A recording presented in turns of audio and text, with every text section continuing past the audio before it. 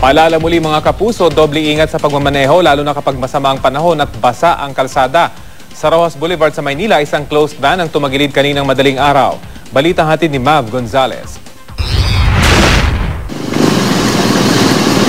Sa kasagsagan ng ulan, tumagilid ang isang closed van sa southbound lane ng Rojas Boulevard sa Maynila alas 2 ng madaling araw. Dahil sa aksidente, sugat sa binti at sa braso ang inabot ng driver na si Edward Kilang matapos maipit sa van. Papunta raw sana sila sa TM Calao para mag-deliver ng gulay nang maaksidente sa bahagi ng Luneta. Pagdating to sa may crossing, dyan po sa intersection, may biglang dumikit na taxi. Kinabig ko po sa kaliwa. Dadulas po yung gulong.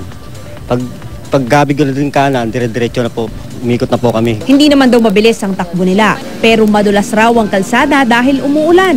Mabuti na lang at wala masyadong sasakyan kaya wala nang ibang nadamay. Di naman nasaktan ang dalawang pahinante ng van. Mav Gonzalez, GMA News.